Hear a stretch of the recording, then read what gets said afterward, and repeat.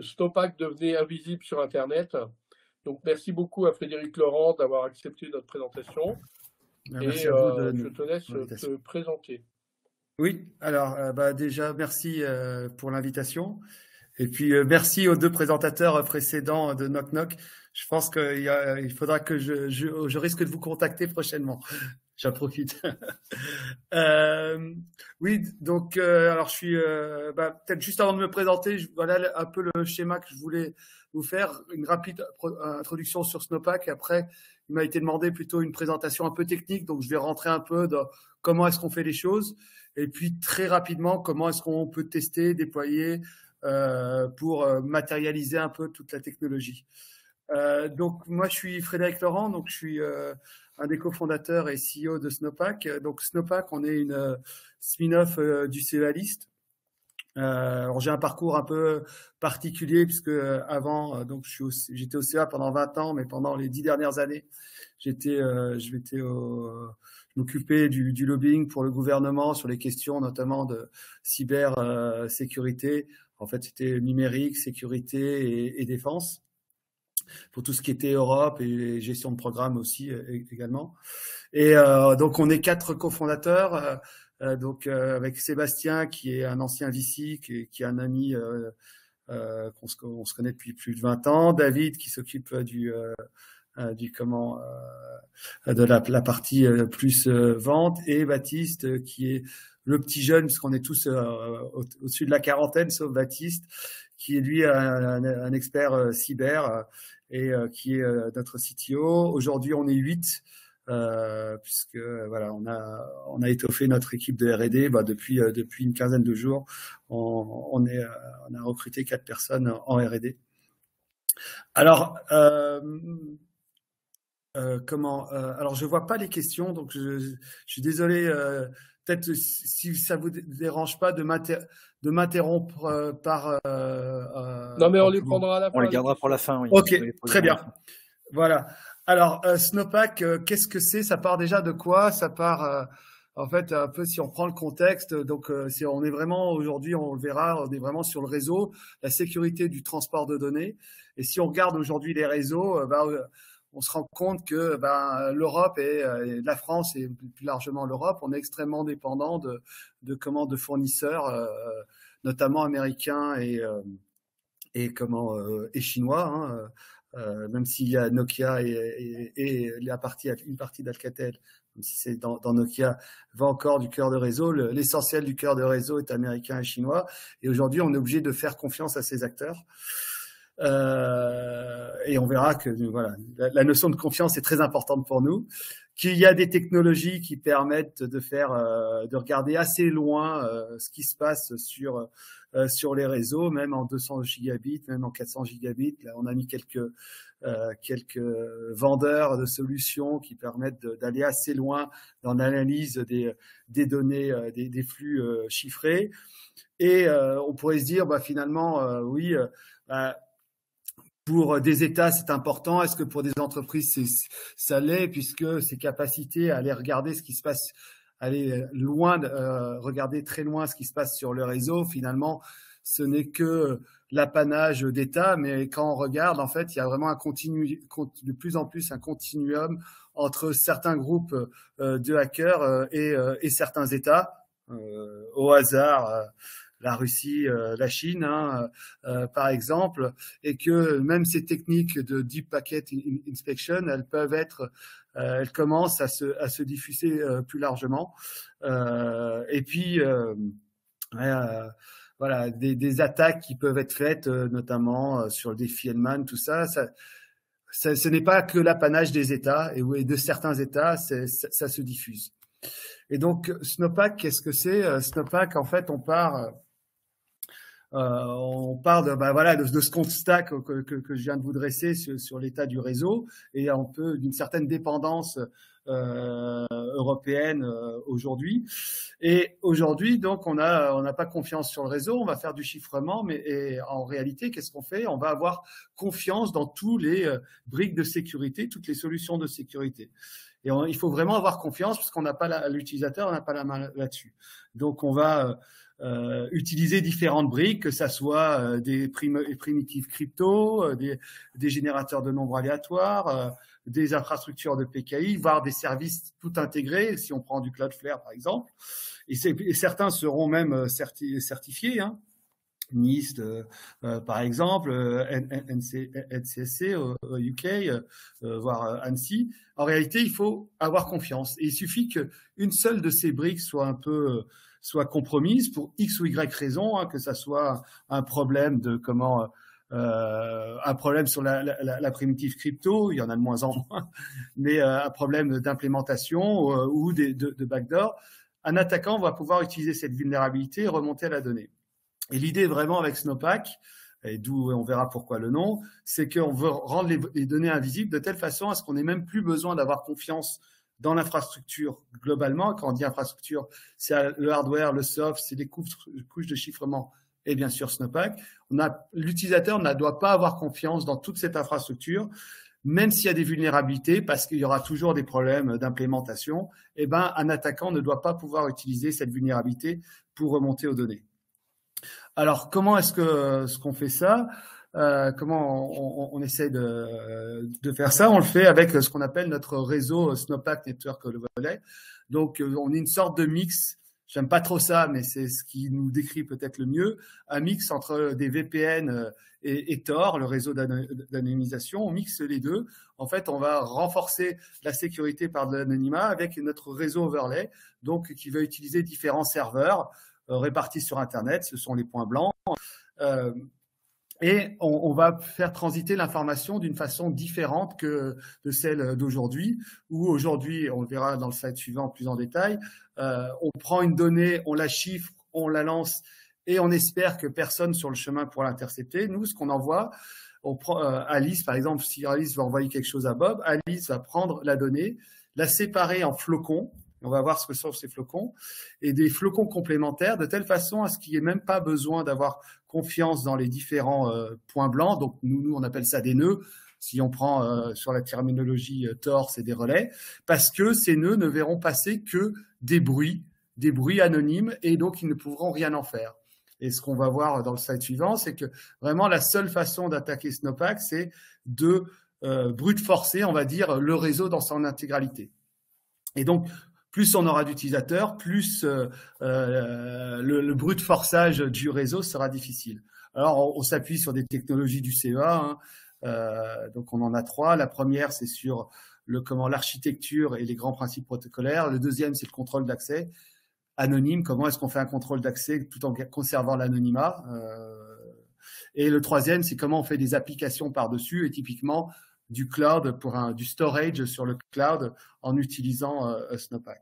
Et vraiment, l'idée, c'est que Alice et Bob n'ont plus besoin d'avoir confiance dans l'infrastructure, y compris Snowpack, parce que la façon dont on va faire envoyer l'information, même les différents éléments de l'infrastructure ne peuvent pas arriver à casser ça. Alors, si on essaye de comparer, rentrer un peu plus dans le détail, donc typiquement aujourd'hui, Alice veut envoyer quelque chose à Bob. Alice va prendre sa donnée, la chiffrer, l'envoyer sur le réseau. IP va trouver la route la plus courte, BGP, et globalement tous les paquets vont passer par le même chemin.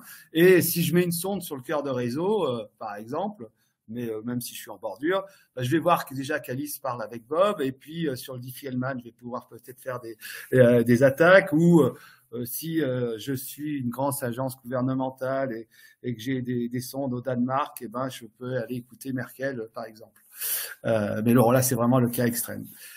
Nous, comment est-ce qu'on fait ça? Nous, comme on a un réseau overlay sur lequel on fait du routage circuit, on n'a déjà plus besoin de l'adresse d'Alice et Bob. Donc, vraiment, d'un point de vue réseau, on anonymise nos paquets. Donc, on enlève sur le paquet IP, on enlève Alice, on enlève Bob, on obtient notre paquet IP anonyme d'un point de vue de réseau, et on va générer des flocons. Et qu'est-ce que ce sont les flocons? C'est vraiment du bruit anonyme. Pourquoi? Parce que ce flocon, on a la donnée, on va générer un bruit, on va le xorer avec la donnée, on va obtenir un deuxième bruit. C'est notre deuxième flocon. Pris individuellement, vous pouvez rien faire. Et typiquement, là, sur l'exemple, on fait 2 flocons par donnée, mais on peut en faire N. Même si vous mettez la main sur N-1 flocon, vous n'arriverez jamais à remonter à la donnée, indépendamment de vos capacités de calcul. Donc vraiment, l'idée, c'est que pour pouvoir faire quelque chose sur le 1, il faut retrouver les flocons complémentaires. Et donc, on passe en phase 2. On va mélanger tous les flocons de tous les Alice et Bob ensemble, et ils sont tous similaires, ils se ressemblent tous, c'est tous des bruits anonymes.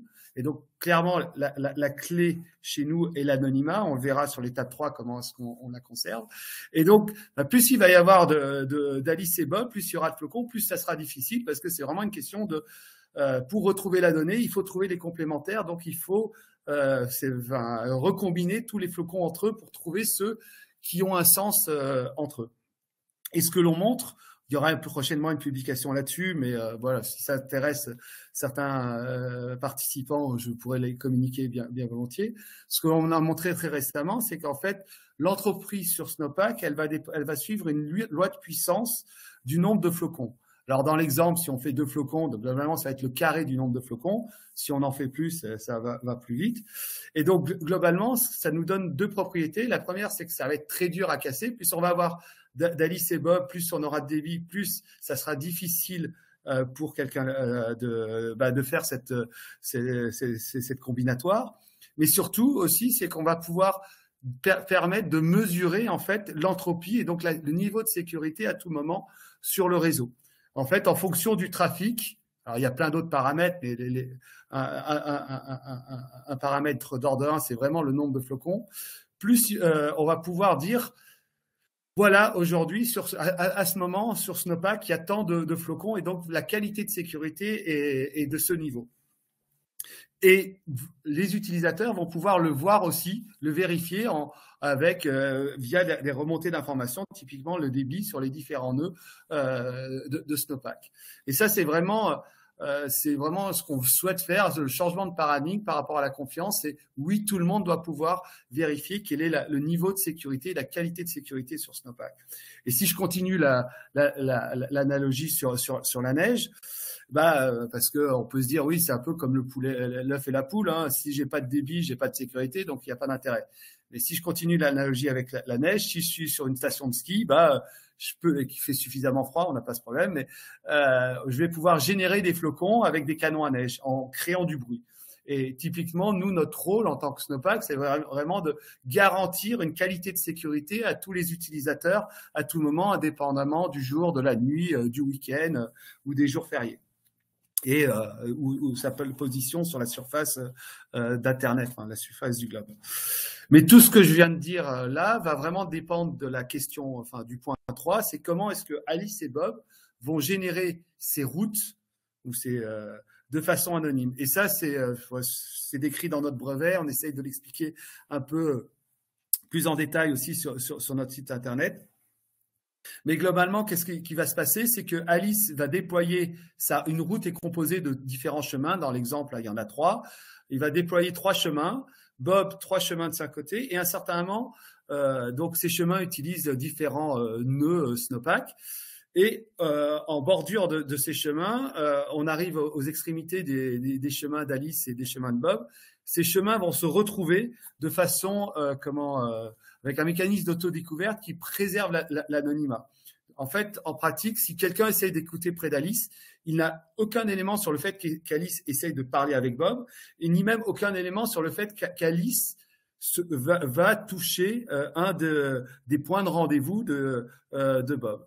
Et donc, en pratique, qu'est-ce qui se passe? C'est que quand Alice parle avec Bob, Alice connaît, on va dire, la moitié de la route, Bob l'autre moitié, et Snowpack ne connaît rien. Et quelqu'un qui serait sur le chemin entre Alice et les points de rendez-vous, c'est dans la même situation n'a aucun élément sur le fait qu'Alice essaye de parler avec Bob. Et vraiment, c'est là la clé, c'est comment est-ce qu'on arrive à créer ces routes de façon en conservant l'anonymat le plus fort entre Alice et Bob. Et ça nous donne différentes propriétés. Donc, l'invisibilité, bien sûr, mais aussi par rapport à des techniques de chiffrement, des techniques de VPN, par exemple, où il y a toujours un risque de, si l'équipement tombe, nous en fait, on est assez peu dépendant des équipements puisque, imaginons tous les serveurs Huawei tombent, on va pouvoir procurer des serveurs ailleurs sur le réseau pour pouvoir reprendre des capacités par rapport à la perte que l'on a eue. Alors, on est quand même pas trop mauvais sur les questions de sécurité, hein. Vraiment, l'idée, c'est on offre un niveau de sécurité qui est qui même contre des États, et on peut se projeter assez loin. Typiquement, globalement, ce qu'on montre, c'est que pour casser de la sécurité sur notre réseau, et déjà, il faut brute forcer le réseau.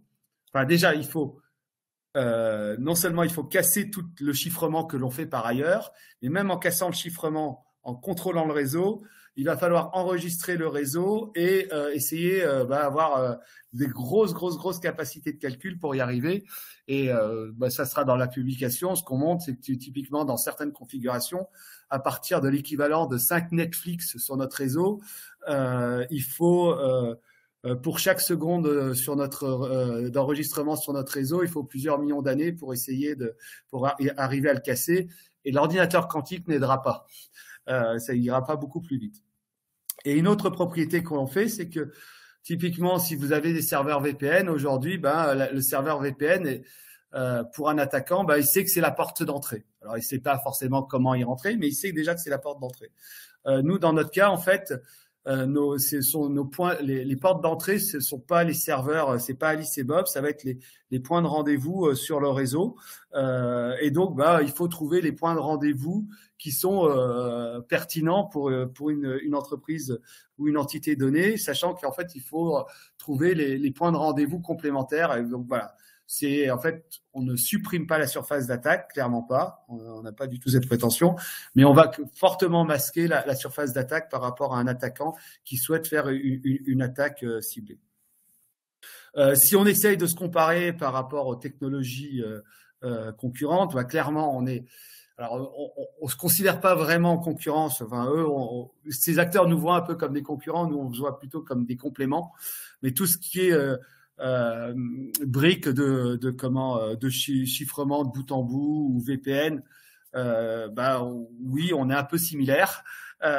Tous les services intégrés à la Cloudflare, oui, on est un peu similaire.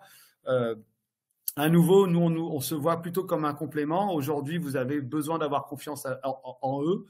Avec nous, il n'y a même pas besoin d'avoir confiance en eux, et on ne dit pas qu'il ne faut pas faire de chiffrement. Nous-mêmes, on en fait. Après, on est en concurrence, bien sûr, avec les réseaux d'anonymisation. Oui, et on n'a aucun souci avec ça parce que certaines des utilisations qui sont faites sur Tor ou I2P, on n'en veut pas du tout.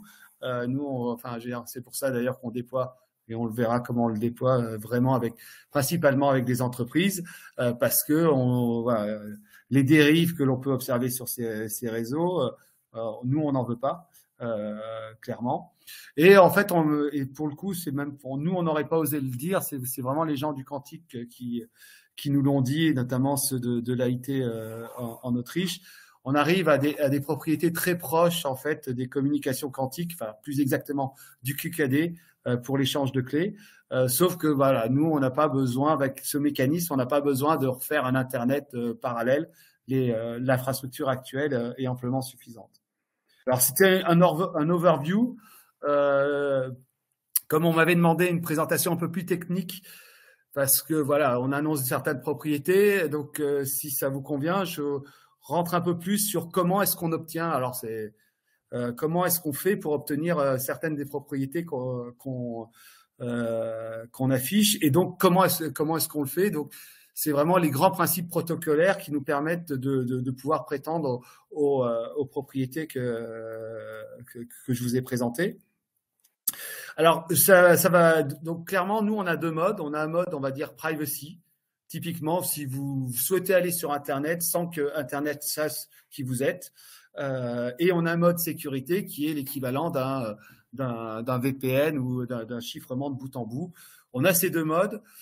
Clairement, pour la plupart des utilisations, c'est le mode sécurité qui est important, mais vous allez voir, je vais d'abord présenter le mode privacy. Pourquoi? Parce que c'est le mode le plus complexe à mettre en place. Et une fois qu'on a compris celui-là, ce mode privacy, le mode sécurité devient une évidence.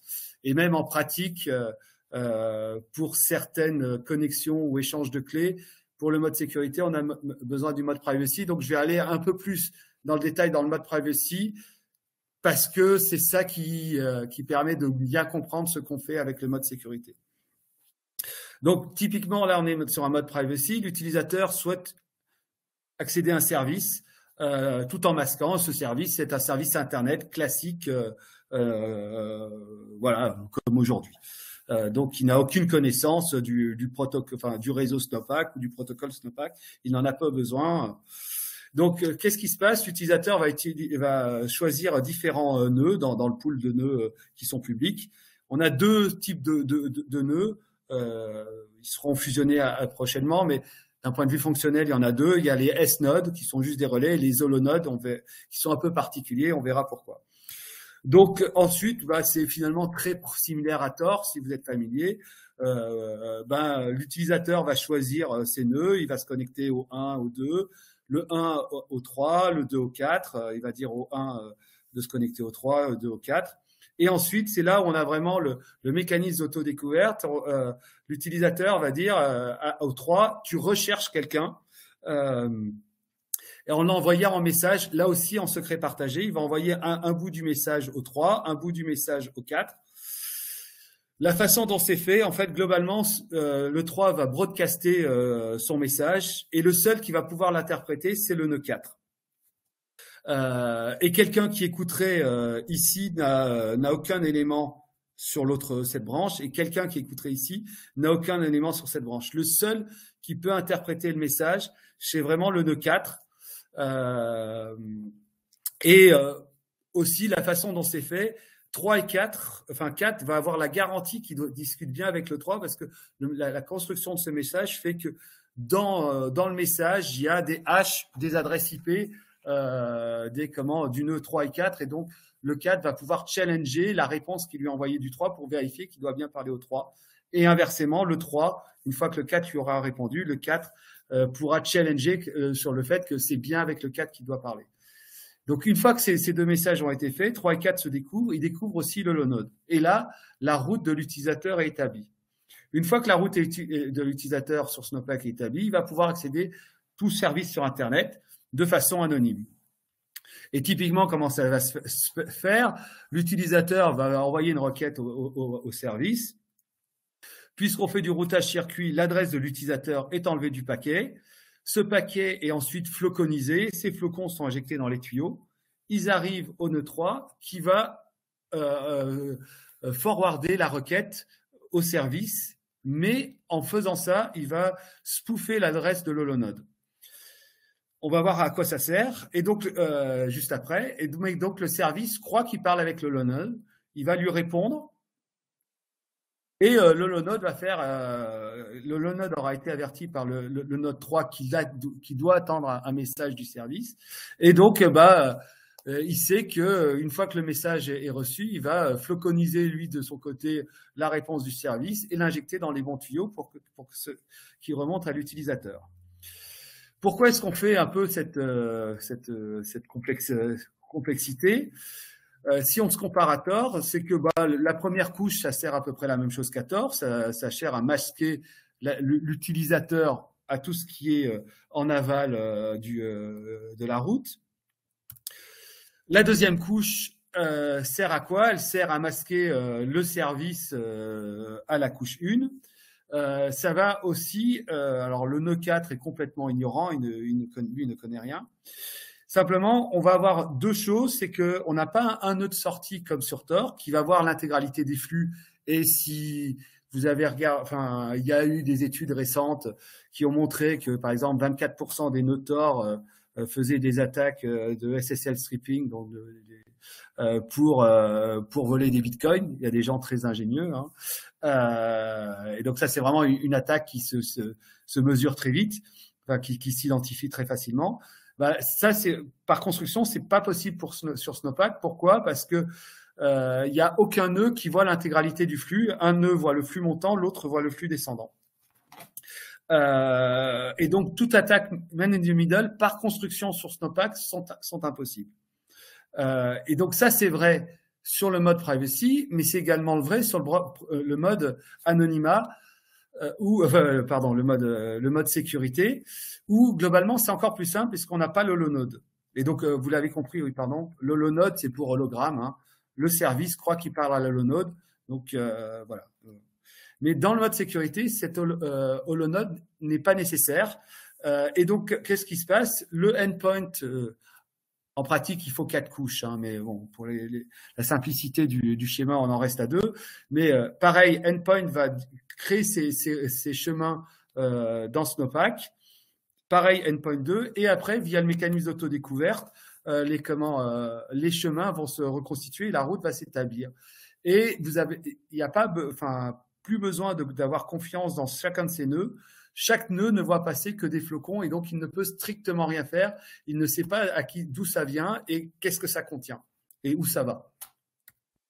Voilà, donc oui, je sais pas, l'animation n'a pas marché. Oui, il y a un petit problème sur mon site, pardon. Mais bon, voilà, vous avez à peu près la même chose ici. Et donc ça nous donne des propriétés, typiquement en termes de privacy.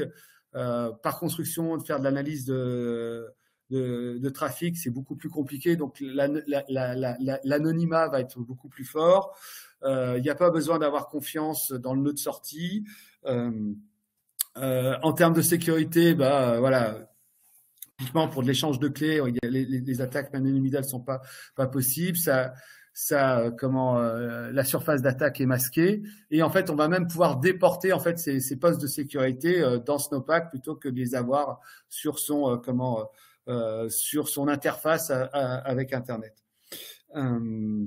Et surtout vraiment la clé, c'est qu'on va pouvoir garantir des niveaux, des qualités de privacy et de sécurité. Et et donc ça c'est le rôle de Snowpack, mais les utilisateurs vont pouvoir moduler aussi ces niveaux par rapport à leurs propres besoins. Et même, alors ça c'est prévu pour cette année. En fait, ça c'est pour certains utilisateurs. Les utilisateurs vont pouvoir même challenger l'infrastructure Snowpack en temps réel, vérifier que le code sur les différents nœuds est bien le code Snowpack et pas un code modifié. Clairement, dans la méthode, ça on le prouve dans la publication qui va bientôt sortir, il y a un vrai intérêt aussi pour les Alice et Bob d'emprunter un nœud Snowpack. Parce qu'ils vont pouvoir mixer leur propre flux dans le flux de tiers et donc renforcer d'autant la sécurité de leurs transactions. Typiquement, si Alice n'a pas confiance dans le FAI, on recommande chaudement de prendre un nœud pour masquer ces choses. À nouveau, on ne dit pas qu'il ne faut pas faire de chiffrement. Je ne rentrerai pas dans le détail de comment on le fait, mais nous-mêmes, on en fait. On est complètement compatible avec des techniques de chiffrement puisque en fait nous on n'utilise pas le paquet. Le paquet on n'en fait rien, on ne le lit pas, on crée juste des flocons. Donc le paquet peut contenir n'importe quoi. Snowpack n'a pas besoin de le savoir. Voilà. Et donc là c'est un peu les éléments sur que je vous disais sur quelles sont les propriétés en termes de sécurité. Donc, globalement, quand je vous disais que ça suit une loi de puissance, c'est vraiment le nombre de flocons qui sont faits pour chaque paquet. L'entropie va dépendre de ce nombre de flocons, puissance, le nombre de fragments qui sont faits. Et dans certaines configurations, alors là, on l'a pris avec des volumes de données finalement très faibles sur le réseau, mais l'idée, c'est clairement d'augmenter ça pour pas avoir à faire des opérations complexes avec 5 fragments. Mais certains acteurs nous demandent de monter assez haut dans les fragments. Donc voilà, c'est pour ça qu'on monte ce tableau. Mais vraiment, on peut mesurer, enfin le message, c'est on peut mesurer et les utilisateurs peuvent mesurer la qualité de sécurité à tout moment. Alors là, bon, bien sûr, c'est un point où on essaie de se comparer par rapport aux autres technos, notamment d'anonymat et de sécurité. Bon, je le passe rapidement parce que c'est un peu là, on fait notre promo, mais enfin, ça sera plus intéressant d'un point de vue dans la publication où vraiment on rentre, enfin, on quantifie les différents éléments qu'on avance ici. Et par rapport à Tor, ce qu'on montre, au-delà des aspects éthiques et de sécurité, de performance, par exemple, la qualité de service sur Tor est pas très bonne par construction, c'est du peer-to-peer. L'éthique, j'en parle même pas. Et bien sûr, le point de sortie.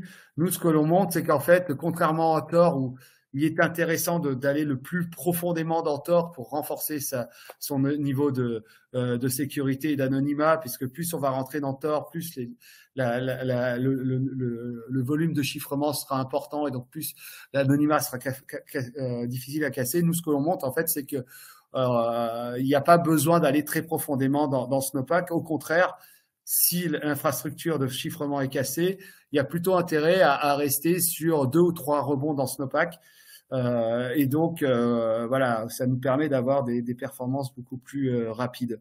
Bon, après, sur les VPN, à nouveau, on peut être vu comme des concurrents. On pense qu'on est vraiment vu comme un complément, doit être plutôt vu comme un complément par rapport au VPN. Alors, aujourd'hui, on est encore sur des volumes de données de débit qui, au niveau des nœuds, qui doivent être augmentés. On est aujourd'hui à peu près à 100 mégabits par seconde par nœud. L'objectif, c'est d'ici la fin d'année d'arriver à 1 giga et d'ici moins d'un an à être à plus de 10 gigas, voire voilà, on sait comment faire.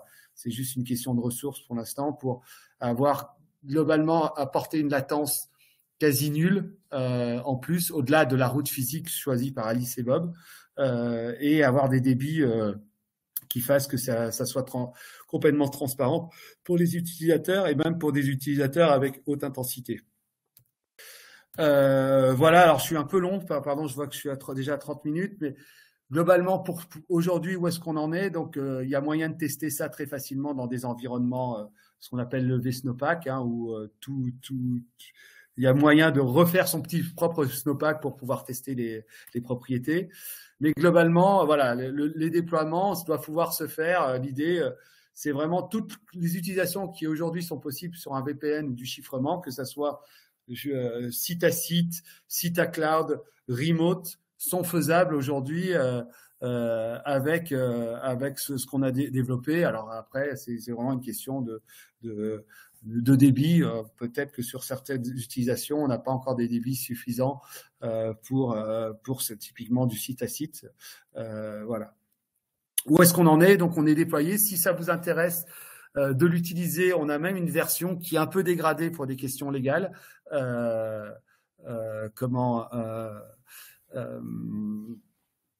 Donc, qui sont un peu dégradés, mais que vous pouvez utiliser. Pour l'instant, c'est sur Linux. D'ici moins d'un mois, vous aurez une version Windows disponible. Donc, vous avez une quinzaine de serveurs qui sont déployés en Europe. On est en train d'en allumer d'autres cette semaine. Donc, on est en train d'augmenter notre réseau. Donc, vous pouvez tester. Et typiquement, aujourd'hui, notre premier partenaire nous utilise, c'est un concurrent européen de Cloudflare, et il nous a choisi pour pouvoir dire, aujourd'hui, si vous utilisez Cloudflare, vous avez besoin d'avoir confiance dans Cloudflare. Grâce à Snowpack, vous avez même plus besoin d'avoir confiance en nous. Si on est hacké et si vous êtes ou si Snowpack est hacké ou notre partenaire infrastructure si partenaire est hacké, de toute façon, on ne pourra rien faire sur vos données.